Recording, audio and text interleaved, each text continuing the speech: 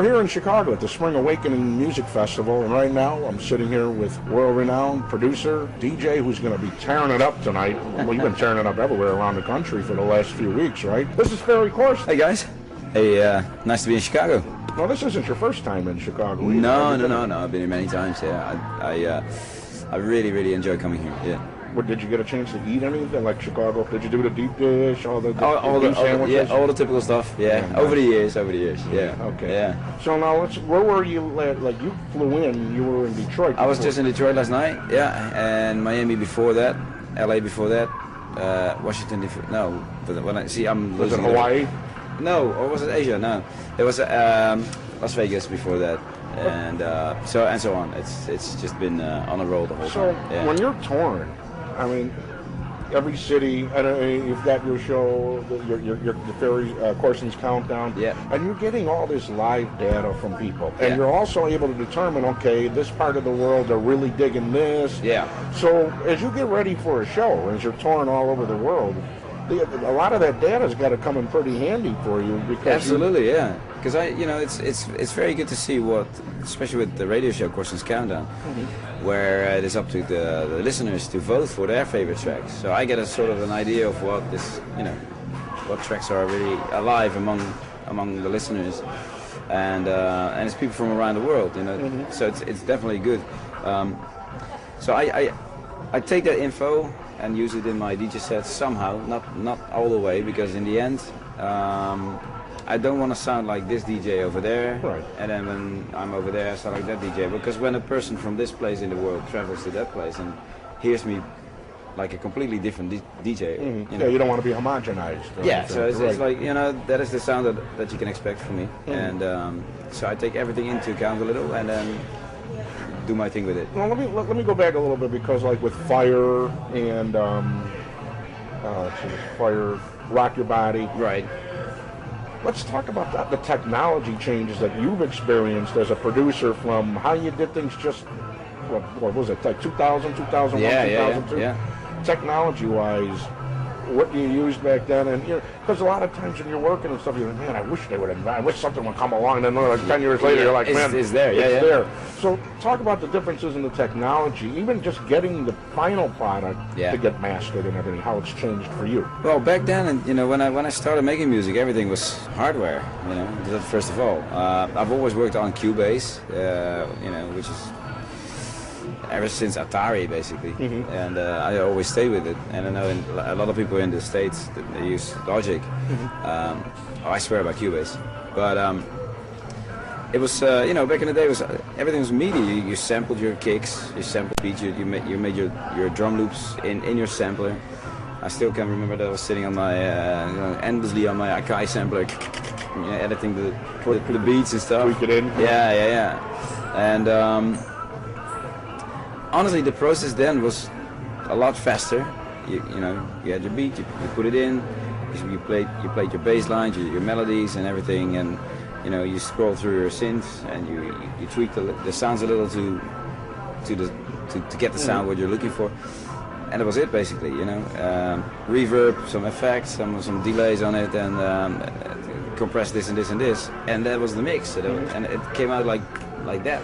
And nowadays, but everything is just, and the possibilities are endless, with all the software. You could go on forever, really. Yeah. I mean, because there's so many things now, The big difference as well is, like, at the time you were working on a track, and you had to finish it, because the settings in your mixer, your whole mix was already set up on the console, and it was like that. It's not just easy like today. Okay, I saved it, so I open another project, and back then you had to just finish the track, because otherwise you had to start all over again with mixing down your track that you were working on before that. So I honestly feel that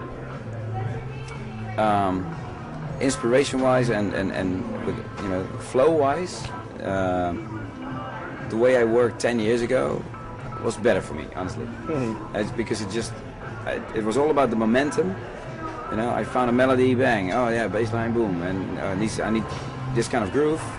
You were in the flow, and now it is like, okay, I have it, but let's see how much better I can make it. And it's good already. Yeah. You know? And time, time is in essence back then. Now it's like, oh wow, I can make this tweak, I can make that tweak. Yeah. And you could probably go on forever. Forever. And will it get any better than your first momentous idea that you have? Like, bang! That's what I feel right now. The emotion, it's the energy. It's a double-edged sword. The technology. It is. It really is. So, well, let's talk about the song, because I mean the songs on WKND are, vocalist-wise. I'm assuming, I don't know how we did things. You heard some girl. I'll give you an example. We had a girl who did a song called "Short Dick Man" back in the '90s. Right. We found her singing karaoke. Oh, okay. In a bar. It's not like she was called. We said, "Hey, she's hilarious. Get her." How do they submit demos, or do you, like, if somebody that you work with, say, like, I mean, or hear somebody and say, hey man, that girl's got a really pretty voice, I've got an idea. How do you wind up, like, the record with Aruna's beautiful. Yeah. It's a gorgeous record. Aruna actually sent me a demo. It was nothing more than a little piano, and she singing over the top. And I was like, wow! I listened to the song itself, the lyrics, and it explains everything basically. What you feel when you're on the dance floor. You're watching your favorite DJ spin or artist, and you're in the front, in the center. And I heard it, it's like, okay, well, and instantly I knew what to do with the track to build the track around it. So another great story is how Betsy Larkin, for example, who I did Not Coming Down with, and on the previous album Made of Love, how she came into the scene. She used to be, a songwriter, more on a folk sort of genre. Or like we used to call Lilith Fair, Sarah McLachlan kind of vocals. Very acoustic kind of stuff. Sure. And via my manager at the time, he said, I'm in touch with this girl, and check out her MySpace. Can you imagine MySpace? All right. Anyway. So that tells you what year it was. Yeah, check it out. And so I listened to a couple of her songs, and her voice was just wow. So we met up in New York, and we sat down and wrote 2 tracks. Basically, I sent her already two demos that I had lying around, just as a little melody idea. I sent it to her, and she came up with 2 amazing songs that were there for 80%. And then we were sitting together, finished, the extra sort of like a cherry on the pie, and that's sometimes how it goes. It's just that's another interesting thing when you think about it too, because years ago, in the early days of EDM, when it was coming from, in the late '90s, we were getting all these compilations here in the States from Europe. They were like, it was called Dream House. Dream House. Oh yeah. Remember Germany, right? Germany. Yeah, we were getting all of those, and we were playing them here in Chicago when I was doing cyber radio here in Chicago in '92.7, and then it turned progressive. It went to that progressive term, and then, it came out of the Euro to the Dream House to the progressive, and then the trance around 2000, 2001. Yeah. But even that, like now, you can send vocals around the world, whereas before it was like, God, you either had to go fly somebody somewhere to do it, because you didn't have the internet access, which enables you to send whole chunks. Oh yeah, right now you do a vocal session via Skype. Like girls in the booth or guys, the vocalist is in the recording booth. I'm in Holland in the studio, and we're Skyping, and I'm listening, I'm coaching, like, I need a bit more of this there, a bit more emotion there, or sing that ad-lib a little different, or give me a harmony like that. And so it doesn't really matter anymore. And nowadays as well.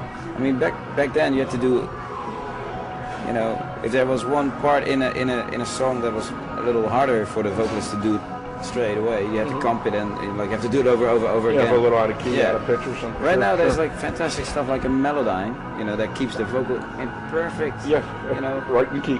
Perfect key, but also it doesn't affect the quality of it. You don't hear that it's been altered. It's just the most amazing piece of software that is out there right now, and I use it a lot. And I always ask the vocalists that I work with, do you mind if I do that? Because it's a bit of a sometimes they feel they're like, yeah, I can sing. Come on, look. Sure. But you know, in the end, it's you don't want to. That's my philosophy. You know, you don't want to be sitting in the car listening to the album, and then hearing that one note that is just off. And sometimes a note being off could be really nice. You know, it could just give that extra. If it's at the right spot. Yes, right. But if it's the wrong spot, then you don't want to. You don't want to sit in your car listening to the CD that is already out and printed and whatever, you know, and then hearing that. So perfection and I think right now stuff like Melodyne is a big development. Makes life perfect. Yeah. Oh yeah. And you know, now that EDM here in the States, now it took a while. I mean, it's always been there. It's always been, you know, because here in the States, you know, after disco demolition in the 70s, it blew up a bunch of disco records. Dance was always like an underground thing. Then we had a little bit of a resurgence in the early 90s. Yeah. Disappeared. Then the late 90s, the Berman Brothers, Motivate, all them guys were kicking out your, you know, dance tracks left and right. Yeah. Then it disappeared again. But I think, and maybe you could elaborate on this, because with the ability now, with all the electronics, it's really opened the door for a lot of people who have creative ideas in the creative process to create, you know, dubsteps come from basically just a track to where there's song structure utilizing the sound of dubstep. Absolutely. Same thing with trance. It's not just these big, long, thematic songs. There's, you know, not even, but, you know, tracks and thematic tracks. There's songs. There's beautiful melodies. Yeah, absolutely. And it's growing and it's getting bigger. And I think this time, EDM, which we call it now, we didn't call it 10 years ago, but now, you know, it's a brandable. I mean, they had the big meeting in Vegas about it, you know, going forward. And I think EDM this time is going to be permanently embedded in this culture because so many can create it. I like to look at it as, you know, there's country music, there's rock, there's R&B, hip hop, there's dance, there's classical music, you know, or dance EDM. And it's one of the big tags of music, you know, musical genres, and really why I think it's you know, although you said like it's been around ever since and it came up and it died down a bit and it came up with, I think this time it's there to stay because it's right now, whether it's a good thing or not, you know, from a purist point of view, you may not be too happy with it, but for the longest time we've been complaining that as a dance scene we've never been taken seriously. Right. Now we are. And there's no unity. Yeah, it's, you know, the corporate world is starting to get behind it, and that is why it's always been so big in Europe. It was always backed by corporate world, you know, by telephone providers who were sponsoring the big events. It's the perfect demographic for sponsors. Yes, stuff like that. And now with you know, with the whole merging of pop and R&B artists, you know, doing dance stuff. Yeah. It's, you know, it has become a thing.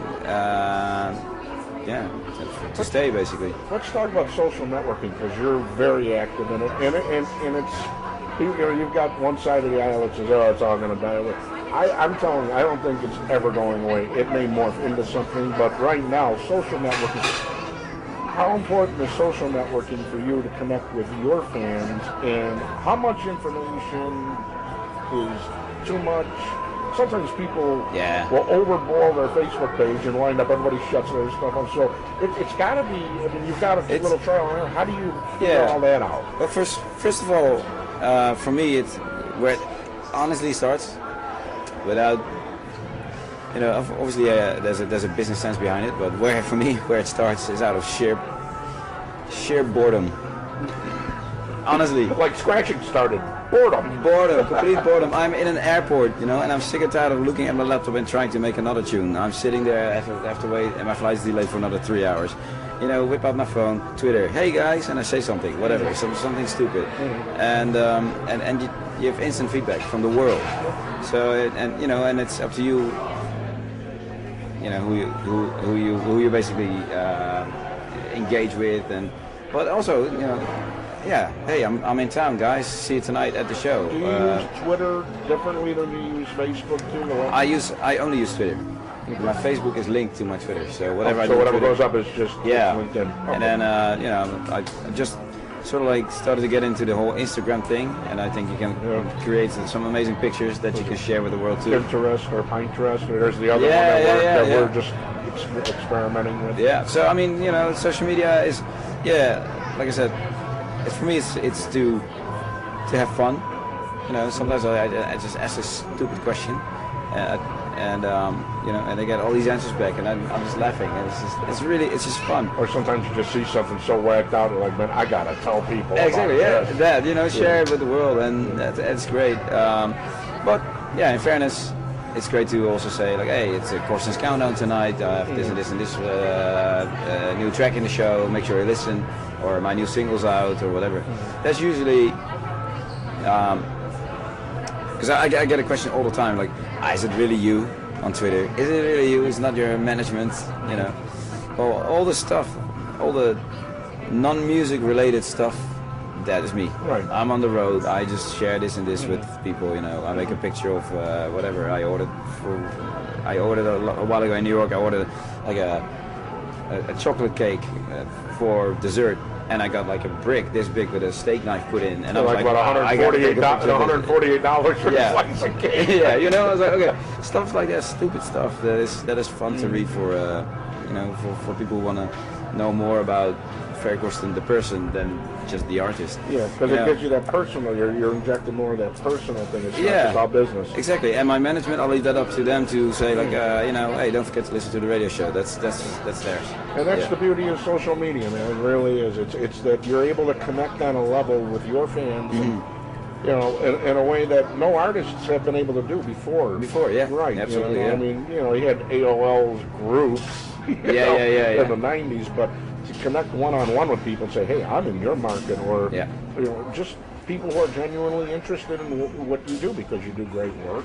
You work your tail off, flying from one end of the world to the other. A lot of people respect that, and it's a way to really keep in touch. But it's also cool to. It's a great way to actually, and also through Facebook and YouTube, to show a little bit more than just the thing that people believe they're seeing. I mean, of course, it's a glamour world. You're always wow and this and that, and then you're flying all over the world, and you play the biggest festivals and the best shows and whatever. But also sometimes it's nice to show that there's a lot more work behind that. Why are you able to get from point A to B? Because you have 2 hours of sleep, and you have to take the next flight, and this and that and whatever. Nobody sees the stuff off the stage. Exactly, it's the 2 hours of glory that people see, and the rest, is taken for granted, I guess. Really. Believe me, I know, because there's times where your publicist emails me, but you're like in some other part of the world, or she's in some other part of the world, and me, I'm up. It's 4:30 in the morning. I'm like, okay, that sounds good. Sure. And it's like 4:30 because you're working. To make everything happen, you work. We're getting ready for Spring Awakening Music Festival. Absolutely. I'm Sal Amato with AddictedToRadio.com. Ferry Corsten.